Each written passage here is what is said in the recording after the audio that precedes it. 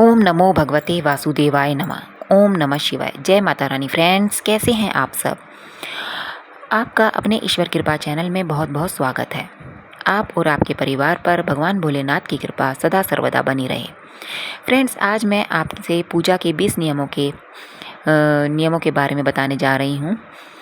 कहीं आपसे भी अनजाने में इन नियमों का पालन करने में कोई गलतियाँ तो नहीं हो रही? तो चलिए चलते हैं। पहला आता है सूर्य, गणेश, दुर्गा, शिव एवं विष्णु। ये 5 देव कहलाते हैं।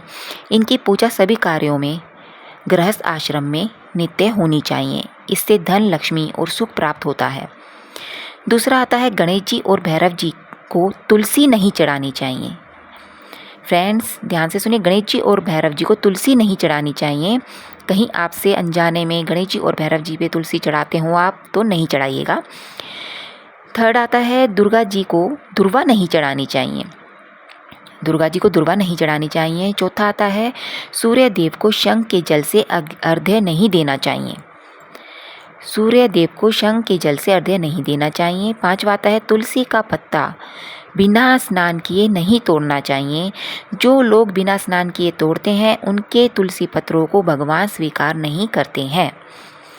छठा आता है रविवार, एकादशी, द्वादशी, संक्रांति तथा संध्या काल में तुलसी नहीं तोड़नी चाहिए। सातवां आता है दुर्वा रविवार को नहीं तोड़नी चाहिए। दुर्वा रविवार को नहीं तोड़नी चाहिए। आठवां आता है केतकी का फूल शंकर जी को नहीं चढ़ाना चाहिए। ध्यान से सुनिए, केतकी का फूल शंकर जी को नहीं चढ़ाना चाहिए। नवां आता है कमल का फूल 5 रात्रि तक उस पर जल छिड़क कर चढ़ा सकते हैं। 10वां आता है बिल्व पत्र 10 रात्रि तक जल छिड़क कर चढ़ा सकते हैं। 11वां आता है तुलसी की पत्ती को 11 रात्रि तक जल छिड़क कर चढ़ा सकते हैं। 12वां आता है हाथों में रखकर हाथों से फूल नहीं चढ़ाना चाहिए। फ्रेंड्स, ध्यान से सुनिए, जैसे कई लोग करते हैं, एक हाथ में फूल रख लिया और दूसरे हाथ से चढ़ा रहे हैं, तो ऐसा नहीं करना चाहिए। 13वां आता है तांबे के पात्र में चंदन नहीं रखना चाहिए।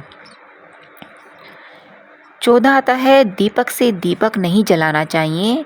जो दीपक से दीपक जलाते हैं वे रोगी हो जाते हैं। 15वां आता है पतला चंदन देवताओं को कभी भी नहीं चढ़ाना चाहिए।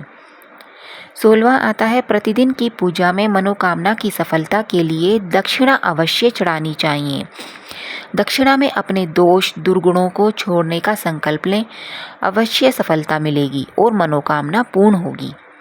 17वां आता है चर्म पात्र या प्लास्टिक पात्र में गंगा जल नहीं रखना चाहिए।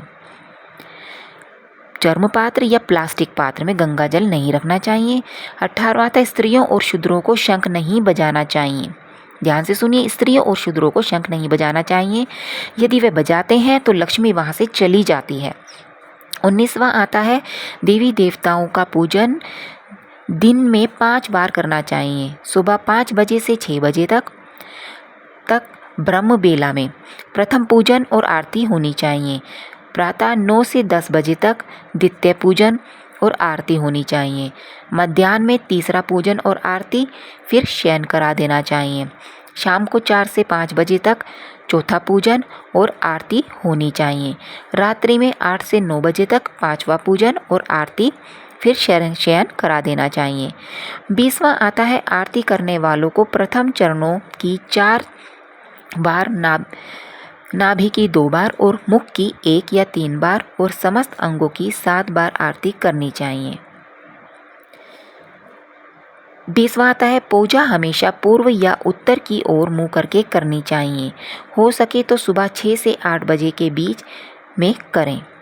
तो फ्रेंड्स, आपको मेरी ये दी हुई जानकारी थोड़ी सी भी अच्छी लगे तो प्लीज़ मेरा चैनल लाइक, सब्सक्राइब और शेयर करना ना भूलें। धन्यवाद। जय माता रानी की।